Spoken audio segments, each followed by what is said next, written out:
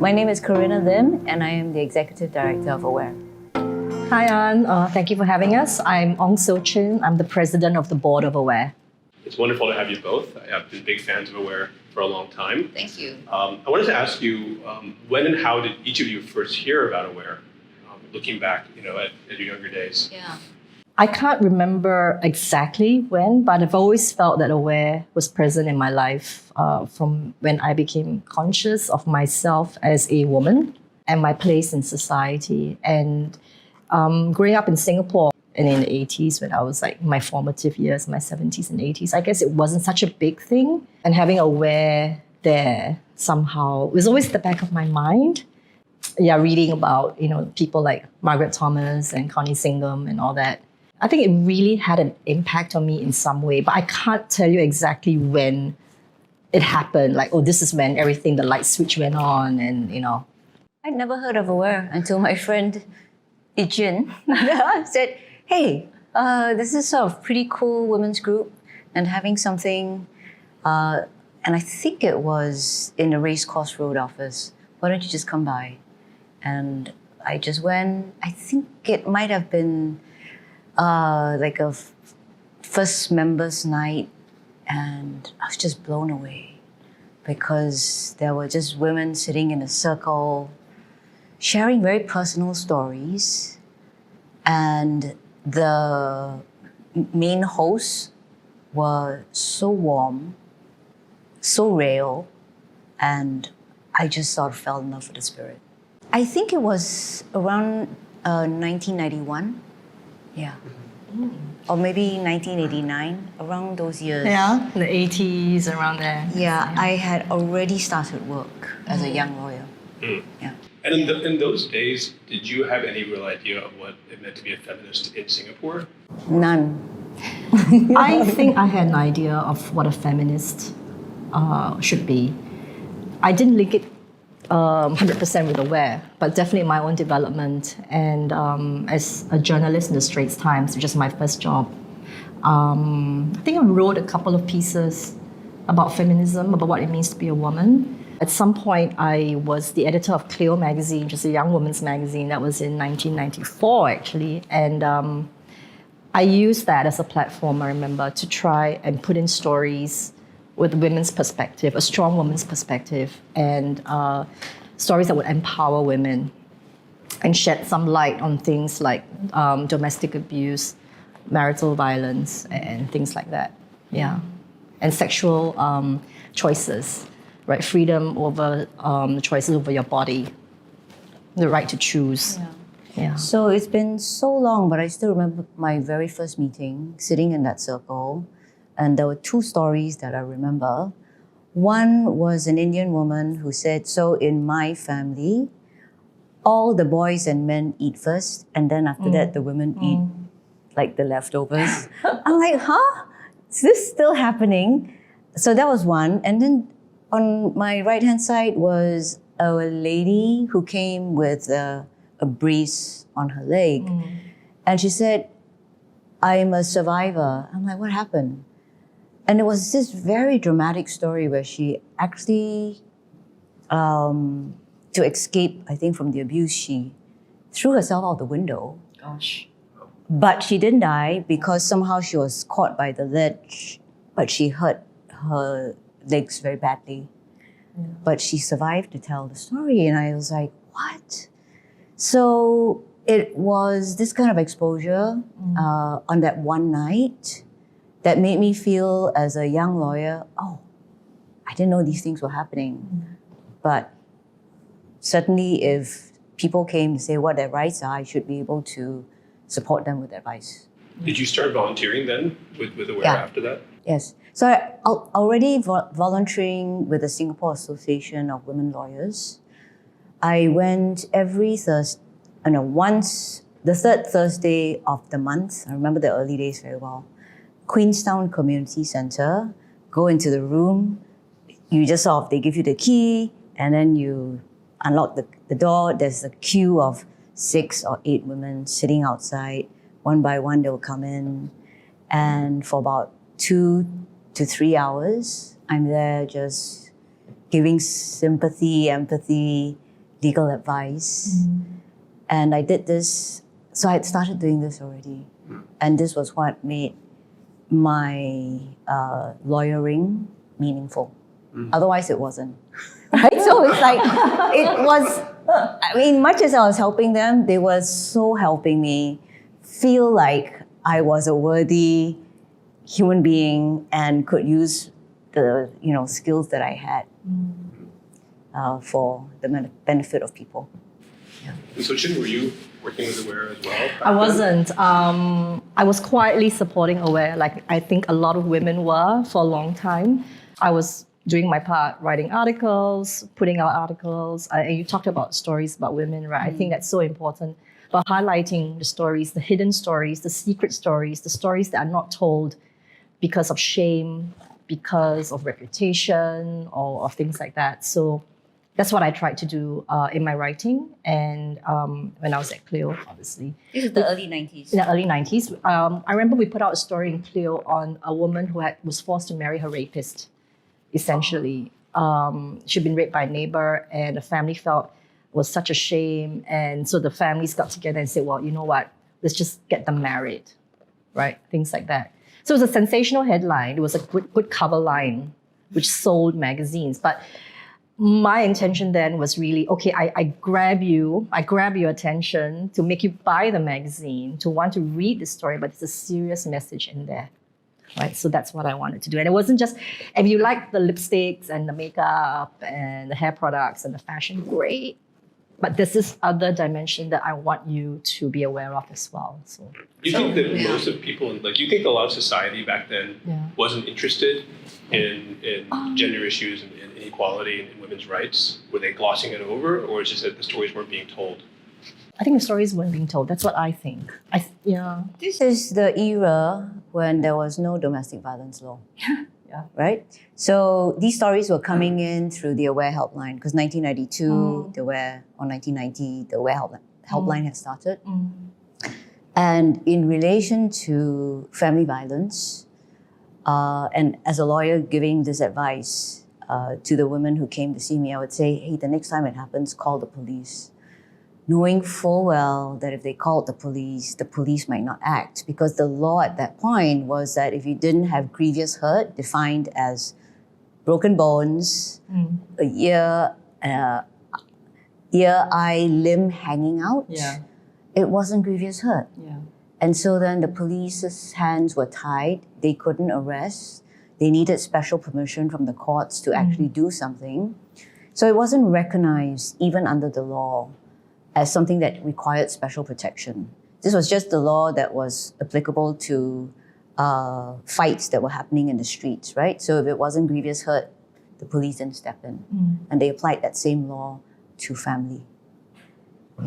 So no recognition under the law, and the reason for that was these are private matters. And so I think that's why it also never surfaced, or rarely surfaced in society. So one of my first tasks, so after I joined Aware and became a lawyer for the legal clinic, then Kanwaljit Soin, and this is about 94, 95, was nominated MP. And Malaysia had just passed a Domestic Violence Act. And she came very excited and said, hey, why don't we do this in Singapore, right? I'm like, gosh, I don't know how to draft an act. This is not what private lawyers do. This is what government lawyers do. But okay. So me, Halija, Kani formed a committee, and we looked at the Malaysian precedent. And this is pre-internet, okay? We can't find these precedents so easily. Like what is the law in the UK, etc. It's not so easy. But we had a few precedents, and we drafted the act. And before that, 10 years of campaigning for domestic violence protection, but without someone at the last leg, right, as an MP pushing it, it wasn't really getting so far, right? There was definitely more awareness now. So by the time Kani introduced the act in Parliament, there was 10 years of campaigning behind that. And now people were saying, what kind of law is it that the police go in, see all of these things, and then walk out, right?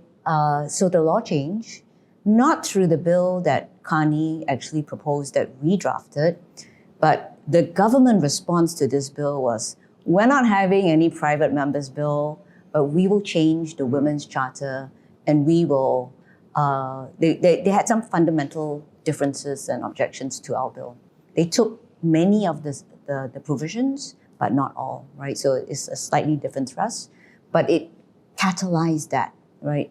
That very bill actually caused the changes to the Women's Charter, which is where we are today. Yeah. So that's one. And then in more recently, 2010 to 2020, there have been also some changes. So the Protection from Harassment Act was, our role in that was 3 pieces of research.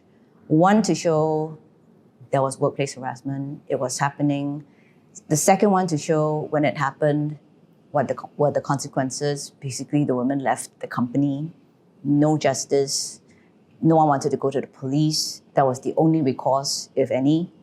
And then there was a third piece of research. And so with these numbers, stories, so often it's quantitative and qualitative, we were able to raise this, and this time it took mainly about 6 years. So the time frames got shorter, right? With the internet, change actually takes place much more quickly.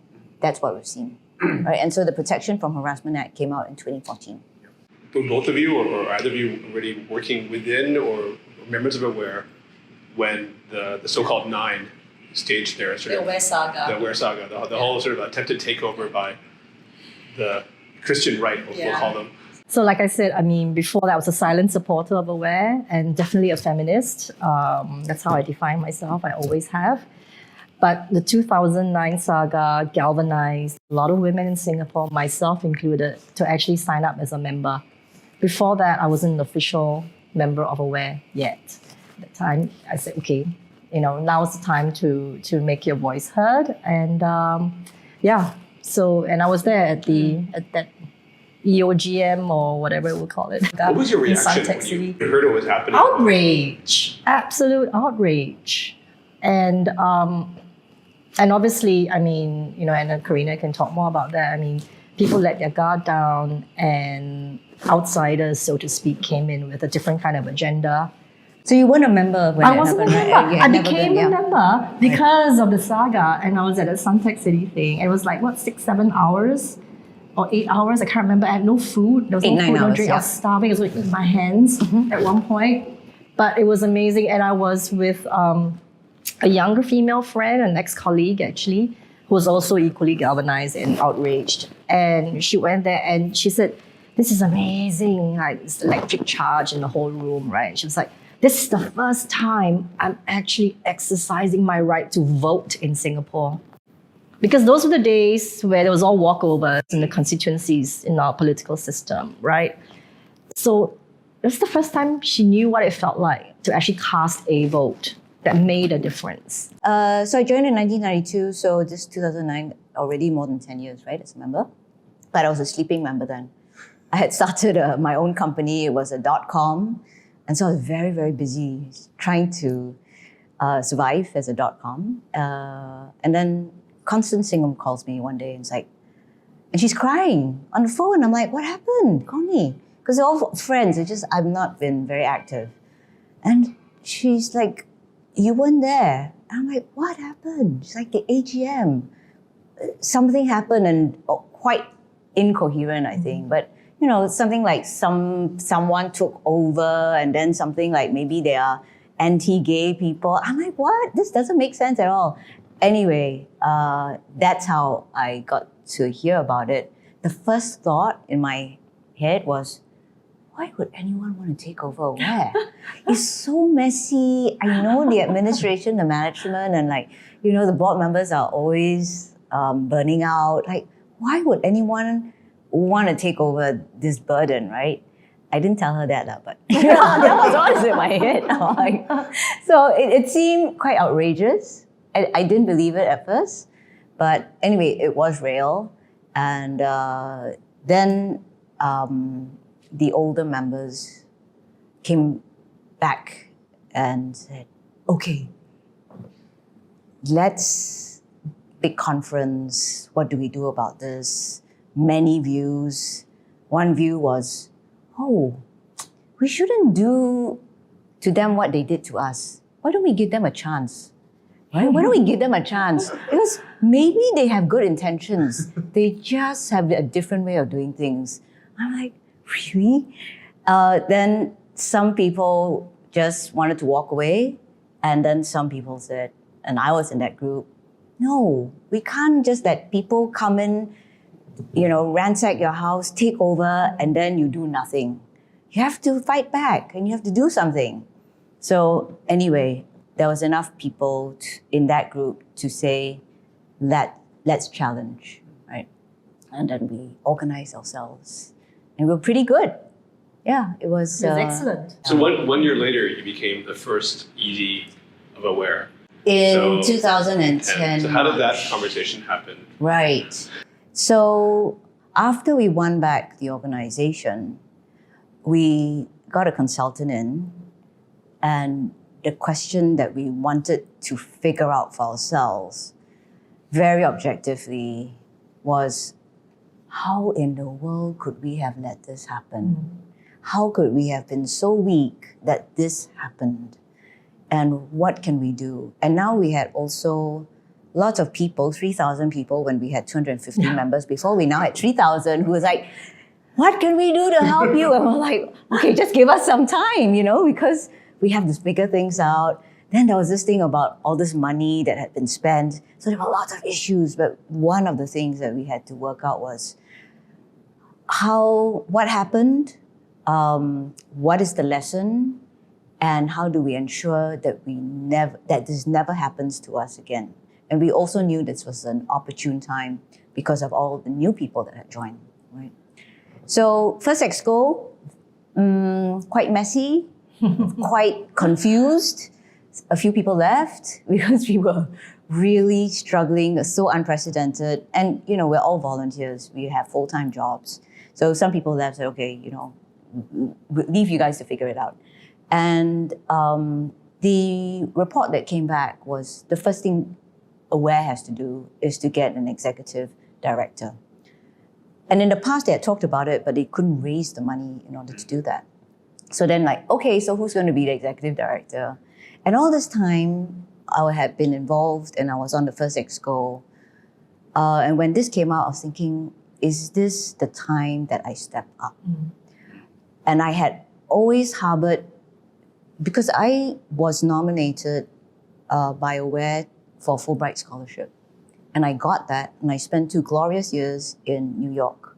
When I came back, I was supposed to give back, but I never did because I did my .com, because that's what I took back from New York, started .com, right? So I always felt I owed Aware a debt, and there was sort of a sense of guilt. I also really did love Aware, and I loved everything that it stood for. I had now been, at that time, I had moved on. I was in a legal job. I'm like, okay, this is now the time to actually, I think, step up and do something. So it all sort of fell into place. And because I run the .com, I knew how to raise money. I had a team of 12. When I was at Aware, I was employee number 6. Right, so it's a small team. It felt like a startup. I had all this startup experience, so it was the right time, right place for me. It's been 13 years now. Yeah. What have been some of the biggest changes that you've made to Aware, organizationally as well as program-wise? Yeah. So the first changes were just like, okay, this can never happen again. So you couldn't just now step up, say I want to join the board, have no experience whatsoever. You have to be a member for 2 years at least. So at least we know you. So those initial changes were easy to make. Then it was, how do we now? Now people were aware of Aware.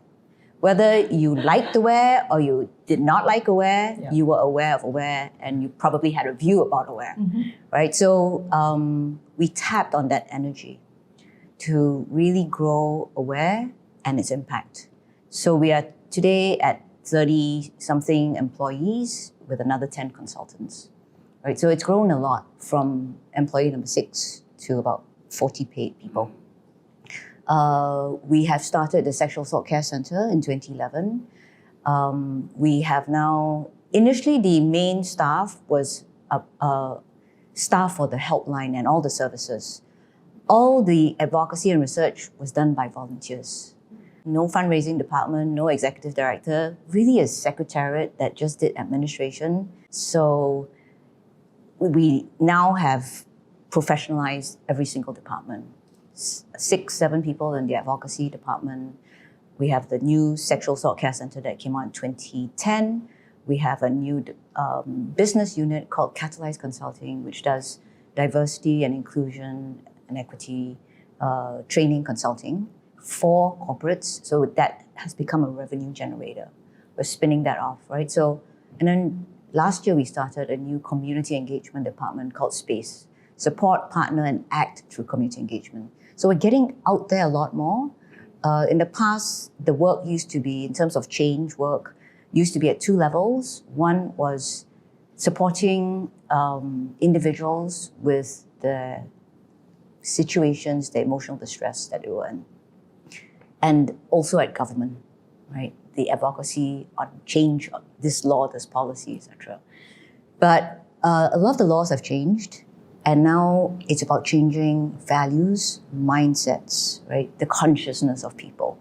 So that's why there is this engagement with corporates, engagement with the community. And then with that, we're trying to build a movement. We're not trying to make a web bigger. We're trying to really empower people and build a movement.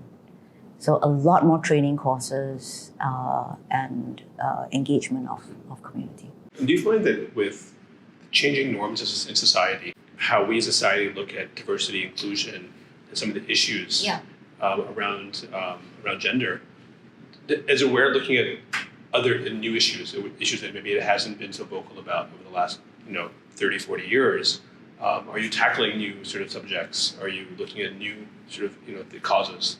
Yeah.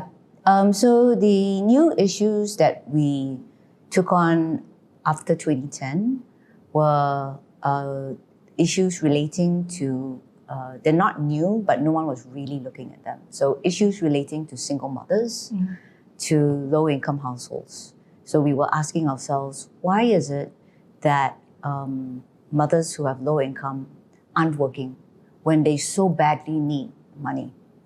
And so it was childcare issue. It was the fact that work paid very little these days. So we tackled those. Then with single mothers, it was about housing. Then there was the new, and it will be definitely a very big issue in future. Even now, it's very important, which is the aging of Singapore. What does that mean for women who live longer than men, and for women who are caregivers more than men, right? So those were some of the new issues. And then on the sexual assault front, what technology has done, and it has allowed men to gather in groups and then try to assert masculinity through these like WhatsApp, Nasa Lemak chat groups, very, very toxic. That's one. And then of course,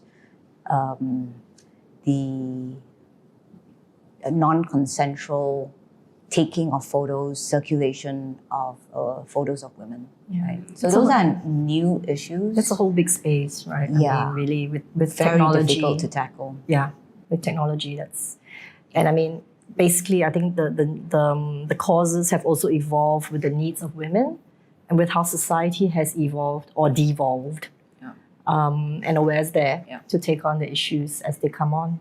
Yeah. And then there are intersectional issues, so race. And race is hard to talk about in Singapore. So what we've done is we have done storytelling. We have 3 books, 2 on Malay women and 1 on the experience of Indian women, right? So through these stories, you can sort of see what the experience of being a minority woman in Singapore is. And then we create community events around these books so then other people share, right? And then some theatre groups have also used this as material for their plays. So, that's sort of a new area that we didn't go into so much before. Right? I think the next frontier is men, right? Because you can't effect gender equality without working with men, and for men to actually also be a part of this. And that is challenging because we are such a strong pro-women brand. Men think they're excluded. Wary, or Yeah. they feel excluded, or they feel, and this is about the misconceptions of what feminism is. Yeah, the size of women's thing, so just leave it to the women. Leave it to the women, or we better stay away from the women. And that we need to change that. But younger men are really understanding that these gender norms don't serve them well, and that it is just as important for them if they want to be full human beings with, to be fathers and to not be so confined in a certain way of doing things, that they too have to work at this. This is also their issue. So I always feel like I really don't understand it, because every man has a mother or a sister or a daughter. So it does impact men in many, many ways. Yeah. And I will also say, being a feminist is not predicated on your gender. You can be a man and a feminist. And some people don't understand that. You can be a woman and you may not be a feminist. And I've met many of those too. So yeah, I agree. I think we need male allies. So you became president last year. Yeah. Were you a board member for? Sorry. I did serve on the board as an ordinary member for a term, 5 years. I can't remember. And then I stepped off the board for a while because I had a lot of work commitments. And this time around, I felt like Corinna did many years ago. It was time to step up. And I offered myself up for the presidency of the board. Nobody else wanted to contend, so I was like, okay, fine. It's a big job. It is a huge job. It is a huge job. And it is a huge responsibility. And I think what took me so long was the awareness, pardon the pun, that it would be a huge responsibility. And I take that very, very seriously. I take my position very, very seriously. I'm a big admirer of Aware, of what Corinna has done with Aware. And yeah, I think, I'm proud to be president of the board. If there is one sort of program that you are most excited about, or one sort of issue that you want as part of your legacy as president to tackle, is there something that would be sort of brewing in your mind? I'll take a very existential path on this. I think Aware needs to continue. There's so many voices out there right now. There are also many voices. There's a lot of noise out there, distracting noise that's against women's rights and gender equality, which means it's against Aware as well. And I feel my role, which is a governance role, Corinna runs the day-to-day and she's doing a great job. The governance role for me is to make sure Aware continues. For the long term, forever, if necessary, preferably actually, the Aware would continue. And that means staying relevant, that means staying on its toes, that means engaging with all the necessary stakeholders that need to be engaged with. That means winning hearts and minds. So space program, where is the community outreach and all that. Catalyze, where you're going to corporates and doing training. That's spreading the message. So you must never take your eye off the ball and always be vigilant. So never sit back and say, okay, the fight is won. We've got equality. Everything's done, right? And I think Aware is still the only feminist organization in Singapore. And therefore, it's important to keep it going. So I had asked each of you to prepare one or two questions to ask each other. Yes. May I invite you to ask each other these questions? Okay, you go first. I'm dying to hear. You go first. Okay. Corinna, if you hadn't become ED of Aware, what would you be doing today? If I hadn't become ED of Aware, oh my gosh, I'm not sure, because I have become so identified with the women's movement, and I eat, sleep, breathe this work, and I love it. I actually cannot imagine. I probably will be retired. Traveling, because that's what I hope to do. Right. After I find my successor. Right. So I have a big love for travel, and in the last few years, I just haven't been able to do COVID that much. did that, right? COVID did that, and the work just doesn't allow me to get away for that long. Yeah, that's true. Yeah. So sorry, I don't think I would have been doing. I am exactly where I was meant to be. I can't imagine anything else. My question for you is has there been? Can you think of a life-changing decision that you've made in the past that you are really glad that you made? Goodness, that's a big question. Whatever comes to mind and that you're Life-changing. happy to share. And maybe it wasn't life-changing when you made it, but when you look back, it's like, Becoming wow. a journalist. Yeah, back in the day. I mean, I'm not a journalist now, but I still consider myself at heart very much a journalist in the way I approach things, the way I approach issues, the way I approach people as well. So, and being a journalist in Singapore, joining the Straits Times, which is still the main English newspaper, and having that platform to write opinion pieces, I think that was a real privilege that I never ever took lightly. And I'm grateful for that privilege. And it gave me a voice. It helped me find a voice. And I'm so glad I did that. Yeah. That's what the women's movement did for me. It helped me. Yeah. Yeah. Yeah. But that too, women's movement together.